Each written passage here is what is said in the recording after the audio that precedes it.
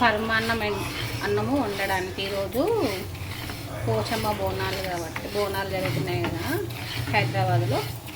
నైవేద్యం పెట్టడానికి rice and పెసరపప్పు వేయించి రోస్ట్ చేసుకుంటే పరమాన్నము అంటే మా ఊరు భాషలో బెలగు అని కూడా అంటారు.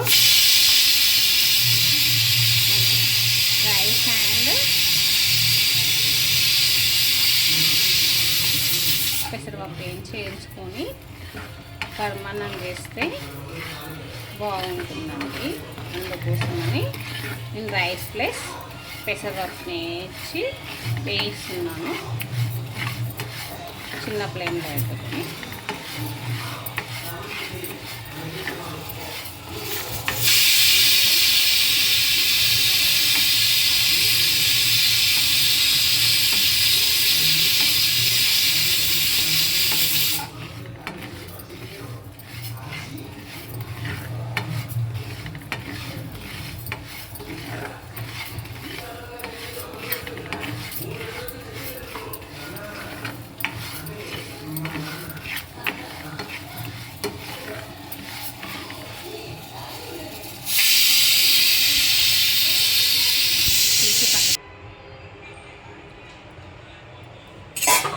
పరమాన్నం చేసుకోవడానికి పెసరపప్పు రైస్ నానబెట్టాను కదా, అవి కుక్ చేస్తున్నాను.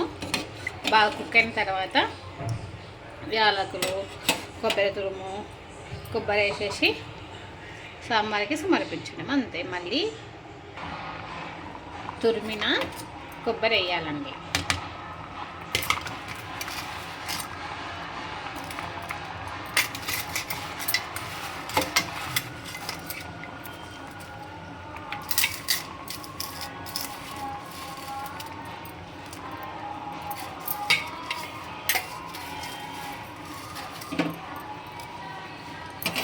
వేసి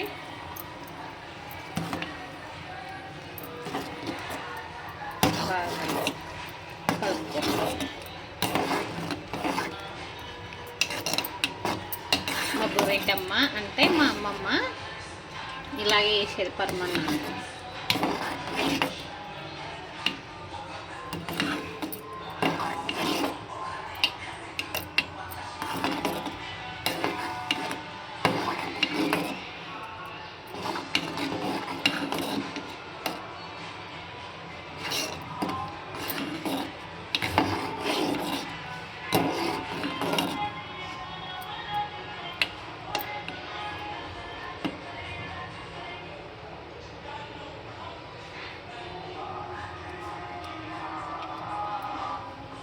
కొద్దిసేపు ఉడికిన తర్వాత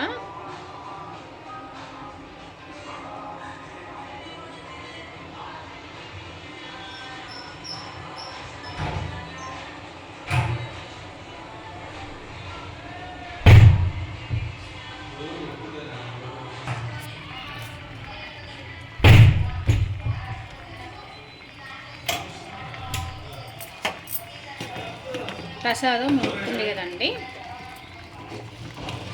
దీంట్లో ఇప్పుడు అడగంటకుండా మంచిగా కలుపుకోవాలి. లేదంటే మాడుతుంది. ఉండగా బెల్లం వేసుకున్నాం కదా. నెక్స్ట్ కట్ చేసి కొద్దిగా 1 స్పూను నెయ్యి, తర్వాత 1 గ్లాసు పాలు,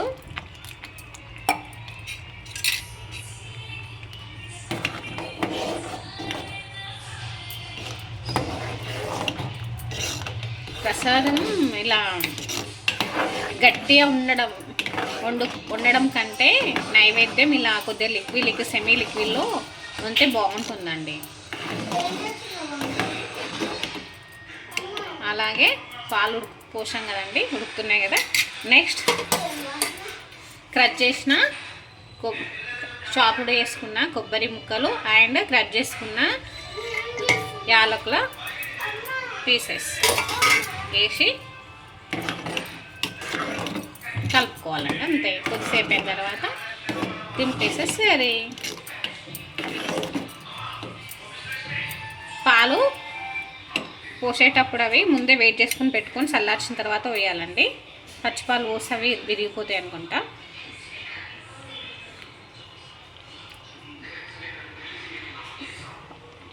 డ్రై ఫ్రూట్స్ అనేవి ఆప్షనల్ అండి, మన ఇష్టం ఉంటే వేసుకోవచ్చు, లేదంటే లేదండి. ఓకేనండి. ప్రసాదం రెడీ, పరమాన్నం. దీన్ని ఊరు భాషలో బెలబు అని కూడా అంటారండి మనోళ్ళు. రెడీ అయిపోయింది.